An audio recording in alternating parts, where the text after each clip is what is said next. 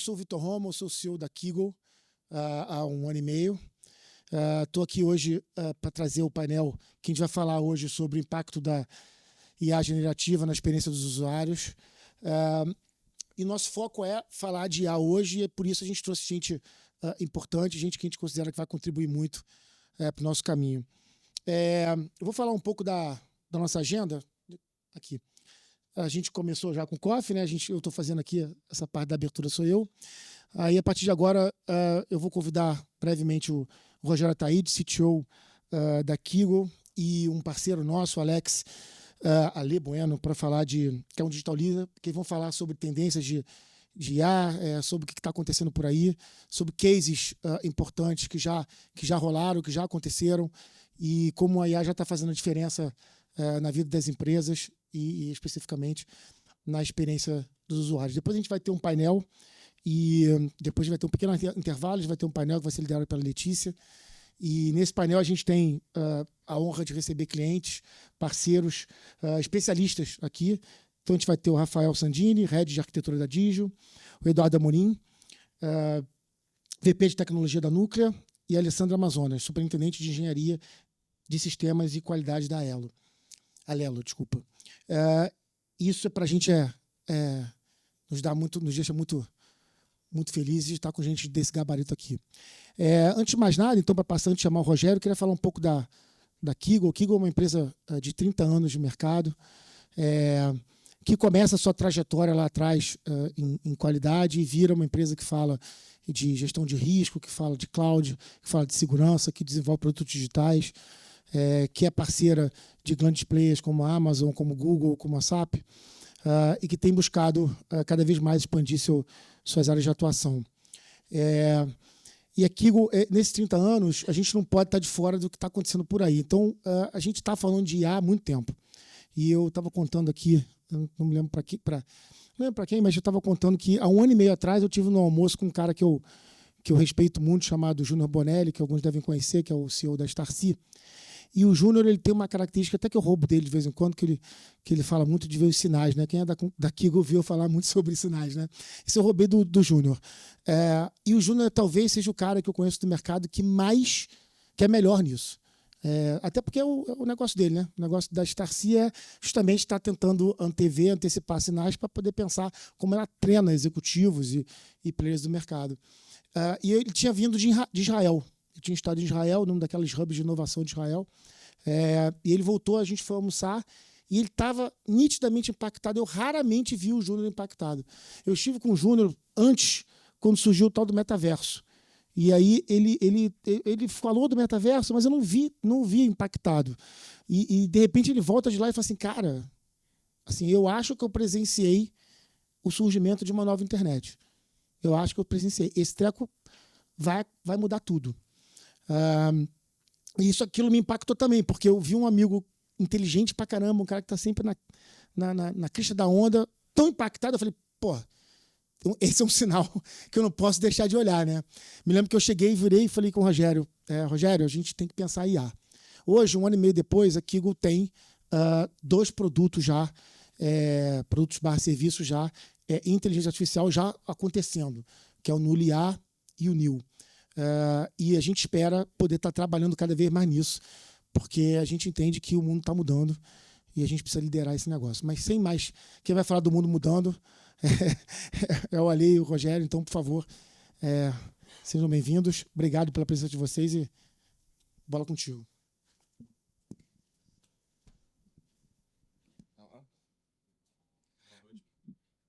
Boa noite, gente. Agora a gente vai entediar vocês com o meu currículo aqui. Só introduzindo um pouco, tenho 24 anos de mercado, 25, um pouco mais talvez.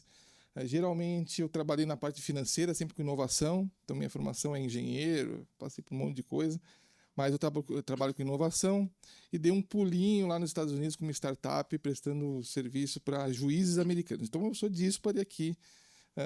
E a ideia, e eu sempre trabalho criando soluções para o mercado.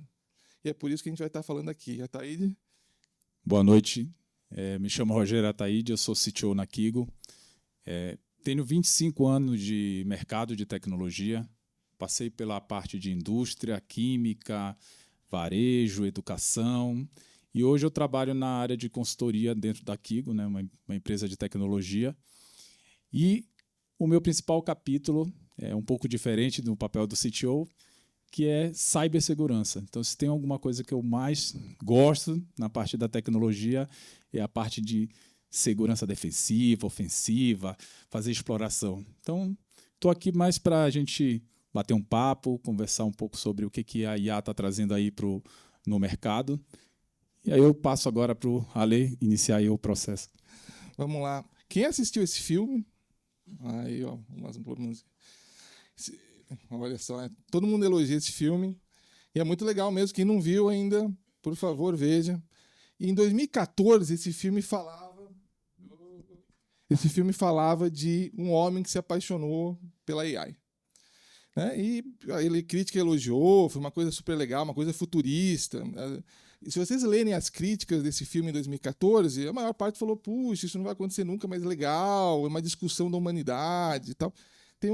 Inclusive um crítico americano falou que era o homem que se apaixonou pela Siri. Aí é difícil também, não sei quantos vocês têm iPhone, eu tenho, é difícil se apaixonar pela Siri, mas ele se apaixonou. Foi por isso que eu não peguei o iPhone, entendeu? A gente tem uma rivalidade aqui de Android. 10 anos depois, a gente vê isso no jornal. Gente que realmente está se apaixonando pela AI. Mulheres trocam homens reais por namorados. Vixe, homens se apaixonam por inteligência. A gente está vendo efetivamente o filme acontecer. Por uma coincidência, hoje, inclusive, eu vi uma pesquisa bem estranha, mas real, porque eu procurei, que 4 a cada 10 americanos eles tratam bem, falam bom dia, obrigado para as AIs, porque eles têm medo que se elas se rebelarem, depois eles vão se salvar. E é real. Então, todo mundo se trata bem, para não... Depois pode dar... Eu, pessoalmente, com a Alexa, eu estou entre a lista dos primeiros mortos, porque eu... Enfim. Mas por que raios aconteceu... O que aconteceu nesse meio tempo, né? De 2014, a gente olhava, tinha inteligência artificial, sempre falava disso. Hoje, você abre o jornal, tem sempre notícia disso. A gente saiu dos últimos anos de ter um modelo aqui de AI, aí 2, 3, para a gente ter dezenas e centenas de modelos de AI saindo todos os dias, com o flavor que vocês quiserem, com o tipo, faz de tudo aqui. Então, a gente está sendo bombardeado por modelos de IA. E por que isso aconteceu do nada, né? Na verdade, o que aconteceu foi uma confluência de razões, entre outras, mas principais razões que permitiram que isso acontecesse. Primeiro, a nossa capacidade computacional aumentou, novos modelos, então a gente tem novos algoritmos que permitem que a gente faça isso. A gente entrou na cloud computing de vez. A gente está com uma economia que é baseada em criação de conteúdo. A um ponto que hoje não dá para ler nada, porque tem tanta coisa que a gente precisa de algo para sintetizar o conteúdo. E ainda a gente tem também políticas públicas que estão permitindo que a gente consiga fazer isso. Discussões hoje que a gente tem de ética, de regulamentações, que tudo isso permite que a gente esteja hoje discutindo nessa reunião, nessa apresentação IA. Opa, não dá spoiler, não. E como é que é o prazo, né? Como é que é o tempo aí, o time das empresas de estar adotando IA, principalmente quando a gente está falando de IA generativa, né? E principalmente no mercado brasileiro, o quanto é dificultoso o investimento disso, de ter expertise, ter conhecimento em IA e aplicar isso no nosso dia a dia, no nosso negócio. Hoje o mercado, a gente vê energia, sistema financeiro, tecnologia de informação e saúde, dando uma grande evolução. Eu, particularmente, eu pego essas pesquisas e eu acredito muito que o sistema financeiro ele driva muito a tecnologia no nosso país, né? Principalmente quando a gente tem essas duas caixinhas, tecnologia de informação dentro do sistema financeiro. Claro que saúde também tem as suas particularidades, né? A gente fala muito na parte de detecção de doenças, de estar fazendo diagnósticos mais rápidos, mais precisos dentro para os nossos usuários finais, tá? Mas a gente tem sim ainda aquela parte de análise de risco, de identificar qual é a melhor oferta e o melhor produto para o nosso público. Porém, a gente sabe que esse tempo dentro de sistema financeiro ele é algo que é um pouquinho mais demorado por causa da questão de risco, né? A questão de segurança, a preocupação onde estão os dados, como é que se vai ter algum tipo de exposição de dados sensíveis, né, para algum hacker, né, tá fazendo alguma extração desses dados de dentro dos sistemas e legados e sistemas financeiros. Passando um pouco mais para o varejo, né, a gente vê ali uma identificação de oportunidade de personalização de produtos, né, olhar o comportamento do usuário, o contexto daquele usuário e trabalhar essas informações, esses dados para que gere novas ofertas, novas promoções para aquele usuário. Cultura e entretenimento também tem um prazo bem mediano, né, onde cada vez mais a gente vê aí a Netflix e outras redes de entretenimento, a própria Globo, né, está investindo bastante, né, nessa parte de geração de conteúdo, né, e a gente vê aí um avanço aí, claro que mediano, por questões aí de streaming, toda essa questão tecnológica que a gente tem aí na parte de telco, que ainda precisa evoluir bastante dentro do nosso país. E um destaque aqui para o agronegócio. O agro ele vem crescendo muito a questão da utilização da IA, principalmente quando a gente está falando em computação visual, né? Então a gente está ali utilizando drones, utilizando câmeras para fazer toda a parte de mapeamento de solo, análise de condições climáticas, controle de pragas. Isso aí tem cada vez mais tomando uma proporção dentro do nosso país e o investimento está sendo muito grande dentro da nossa estrutura. E o que quase todos esses itens que o Ataíde falou têm em comum? A gente está sempre ligado à experiência do cliente. Quase todos aqueles projetos, eles têm direta ou indiretamente um toque no cliente. Então, a gente está falando de personalização, engajamento, design de produto para ele ficar mais fácil, ofertas personalizadas, teste de conteúdo, facilitação. Quando a gente está falando aqui do agro, é para melhorar a nossa comida. Então, no fundo, o cliente, efetivamente, está sempre no centro das pesquisas de AI. E a gente trouxe acho que primeiro, antes de tudo, grande parte desses projetos não está pronto. O que a gente vê é muita pesquisa, a gente está vendo as empresas investirem, algumas coisas saindo, mas, no fundo, o que o Ataíde mostrou aqui foi que a gente está evoluindo. A indústria está muito focada em conteúdo, por enquanto, e a gente está fazendo pesquisas de todos esses aqui, lançando soluções, lançando pilotos, né? E a gente vai falar um pouco mais sobre isso. Para trazer alguns pilotos, algumas soluções que já saíram, a gente está... A primeira solução é essa detecção de câncer de mama, um projeto muito legal, que já está funcionando, e ele é tão legal que ele consegue detectar o câncer antes de surgir o câncer, pelo cruzamento de alguns fatores, antes de surgir efetivamente a doença, para ele perceber que a pessoa vai ter a doença. Esse aqui, pacientes com autismo, ele permite que o autista possa se comunicar com o mundo de uma forma melhor. Ele traduz o mundo para o autista. Esse projeto já está em teste aqui. Em Oklahoma, eles estão usando um drone para monitorar a segurança. E isso funciona muito bem em eventos, né? A gente está em grandes eventos, é difícil de colocar policiais rondando. Então, eles usam, especialmente em eventos, drones que localizam pessoas passando mal ou pessoas com alguma violência. E aqui, como a gente falou, na parte de robótica, né, do agro, a gente tem esses robôs aqui que eles passam nas plantações, identificando se tem alguma doença, e se tiver, ele arranca já o negócio. Então, sensacional. E tudo isso a gente permite que a gente reduza custo de alimento e aumente a produção. Então, você repara que todos esses projetos eles estão evoluindo, é um investimento estrondoso, e todos eles aqui focados em melhorar algum aspecto da nossa vida. Eu sempre vou trazer um balanço, né, uma contrapartida com relação não somente à experiência do usuário, que está ali na ponta, mas também toda a parte tecnológica e expertise de profissionais que a gente tem para que essa experiência chegue lá na outra ponta. Hoje, existe também as experiências do dev.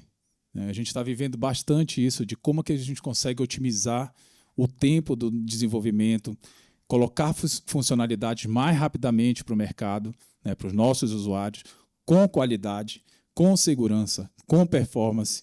Então, tem vários aspectos, né, dentro do desenvolvimento também que acabam trazendo uma experiência para o dev e acaba refletindo no usuário final como um produto com uma qualidade esperada, né, e que traga uma satisfação para o nosso cliente. E isso é fácil? Basicamente, não. Existe uma alta complexidade na parte de identificar qual é a necessidade e qual é o melhor uso da inteligência artificial. Qual é o tipo de inteligência artificial que eu vou utilizar e em qual momento, em qual etapa do nosso processo. Né? Hoje existem não somente inteligência artificial generativa, mas também engines que é a própria LLM, onde você vai ter que customizar, você vai ter que injetar dados ali, você vai ter que se preocupar com o envenenamento, com a alucinação. Estava conversando agora há pouco com o Sandini a respeito de alucinação da IA. E isso gera uma alta complexidade no tratamento e na abordagem desses dados dentro de uma IA. E para comprovar isso tudo, né, que não é fácil, a gente está vendo cada vez mais notícias, né, contrário a tudo que a gente falou até agora. Né? No fundo, as Big Techs estão olhando para os gastos que estão tendo.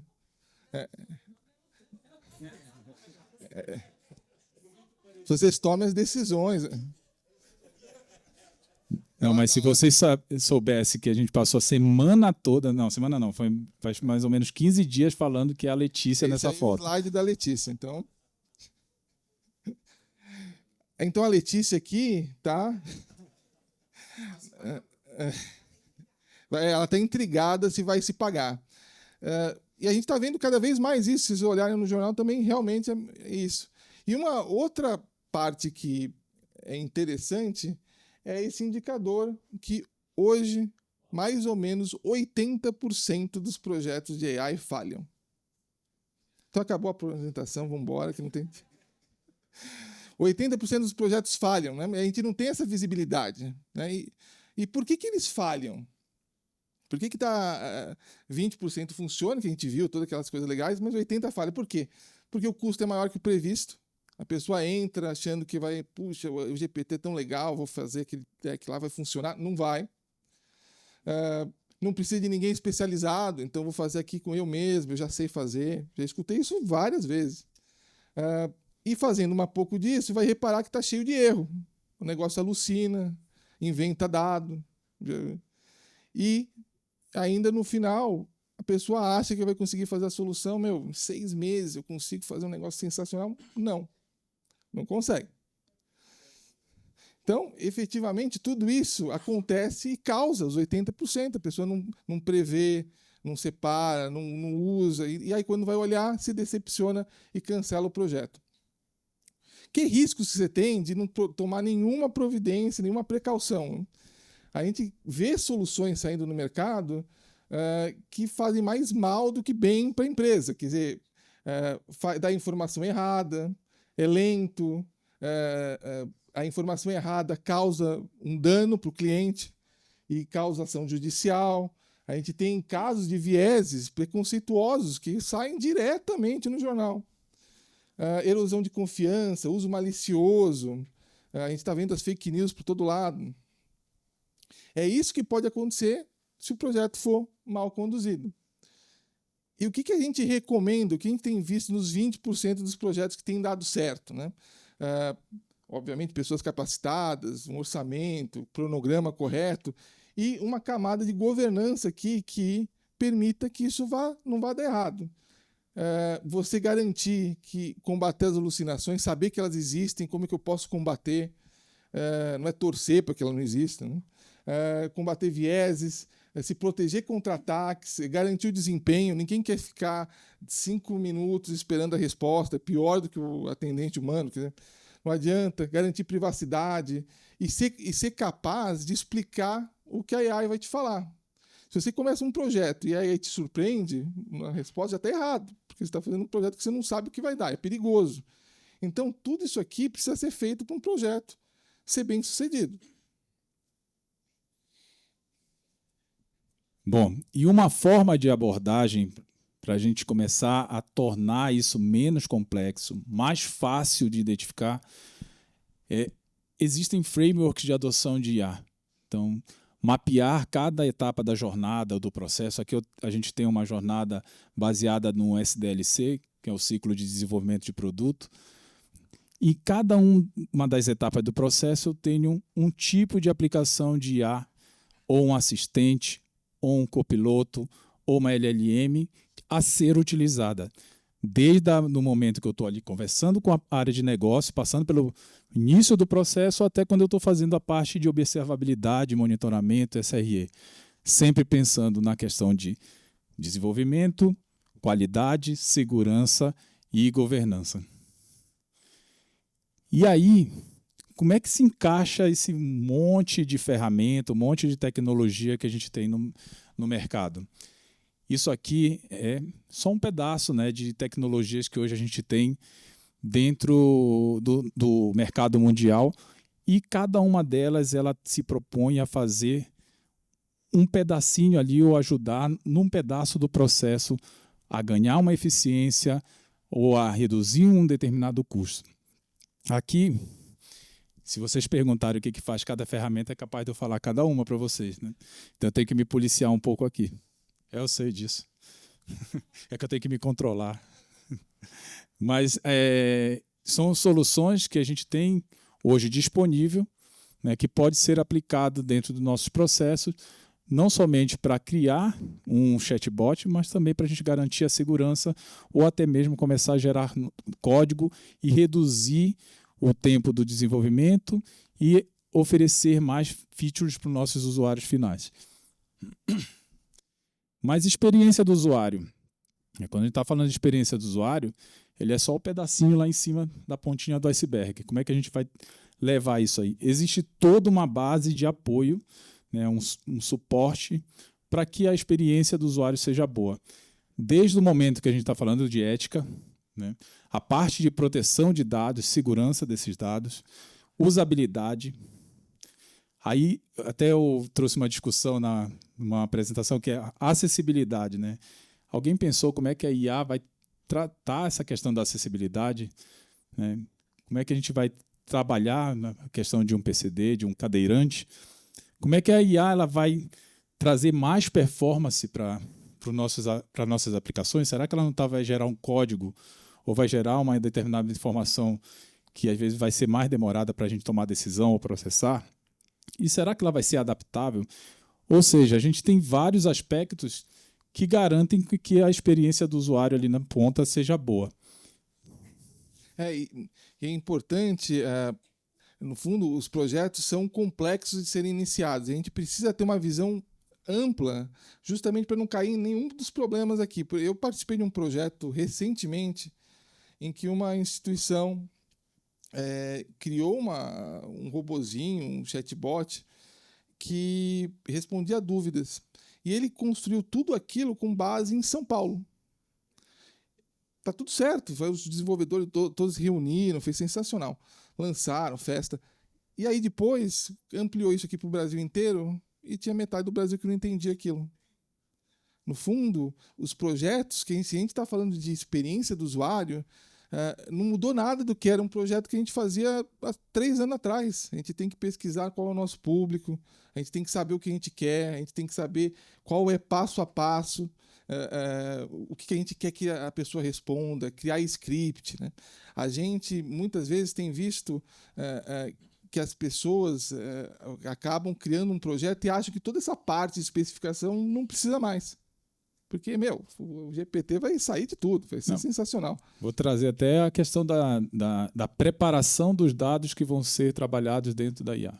Hoje a gente está preocupado muito no que o resultado que ela vai gerar, né, a saída que ela vai gerar, mas a gente não se preocupou em trabalhar e tratar esses dados para que a gente faça uma boa ingestão dentro da IA e a gente colha um resultado muito mais com uma maior precisão. Eu acho que a grande sacada aí é como você trabalha os seus dados ali no início, né, e consegue deixar a IA bem mais treinada e bem mais próxima, né, da sua realidade. E uma vez terminado, implantado, ter a cautela de prototipar, não ter o medo de errar depois que prototipou, puxa, não deu certo, vamos voltar, né? Procurar treinar, procurar saber se faltou alguma coisa. A gente está novo no processo, não tem ninguém que fez um super projeto até agora, assim, por mais que falem, é difícil de ter um super projeto. Então, todo mundo está aprendendo. E tendo isso em mente, quando começa um projeto, é importante. Está todo mundo aprendendo, errar faz parte do processo. E por isso que a gente precisa se cercar de guardrails, de governança, de pessoas que já passaram por isso para a gente conseguir o sucesso do nosso projeto. A gente aumentar o número de 80 aí para diminuir o número de 80 para uns 10, né? 15. É isso aí. Só fazer um adendo, né? Na parte de segurança, hoje eu tive uma apresentação num cliente, né? E nesse cliente a gente abordou a parte do desenvolvimento seguro. Hoje um desenvolvedor ele leva cerca de 5 horas, de 1 a 5 horas para resolver uma determinada vulnerabilidade, né? Por quê? Porque ele tem que entender o contexto, tem que entender toda a parte de regras de negócio para depois ele conseguir fazer toda a parte de publicação, que é o deploy, disso para ir para a produção. Hoje, só essa parte de correção, utilizando inteligência artificial, que a gente chama de remediação, eu consigo fazer, né? Eu já estou me apropriando da IA, né? A IA consegue resolver e dar uma solução em 5 segundos. A gente está falando de um tempo muito agressivo para que o desenvolvedor, ninguém está eliminando aqui desenvolvedor, deixar bem claro, né? Porque ele vai precisar fazer uma curadoria ali. O desenvolvedor, apesar da IA trazer uma determinada informação, a gente vai precisar treinar, ele vai ter que fazer uma curadoria e em seguida, sim, com esse aprendizado, os próximos vão começar a ser mais rápidos ainda. Então, acho que vale ressaltar aí que os benefícios não são somente para o usuário lá, final, né? Ou só para a experiência do usuário. Também tem os nossos usuários internos, né? Os nossos funcionários que vão também se beneficiar da inteligência artificial. Acho que outro ponto que é importante destacar aqui, a gente tem visto muito GPT-3, GPT-3,5, GPT-4, 4.0, 4... Ele está mudando a cada 3 meses, 4 meses, 5 meses, sai um modelo novo. E muitas empresas acabam olhando aquilo lá e falam, puxa, saiu um novo modelo, larga todo o resto e começa de novo. Não necessariamente um projeto bem sucedido precisa do último modelo. Já trabalhamos em projetos que é mais barato e mais eficiente usar um modelo menos avançado do que o outro. Então, todo esse tipo de cuidado causa você não estourar o custo, causa você facilitar, causa você não dar um passo para trás porque você acha que saiu uma coisa muito melhor. Muitas vezes a gente tendo essa visão ponta a ponta do projeto e tendo pontos de controle, a gente garante o sucesso de qualquer iniciativa e depois a gente passa para melhorar ela. Puxa, se tem um modelo novo que a gente pode melhorar, puxa, ótimo, a gente pode fazer isso numa próxima fase e garantir o sucesso do projeto. Bom, pessoal, obrigado, né? Gostaria de agradecer aí a atenção de todos.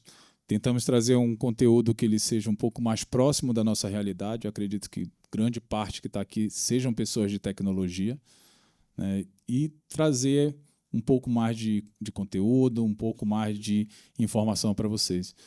Agora a gente vai ter um breve intervalo e na sequência a gente vai ter o painel aí com nossos convidados. Obrigado.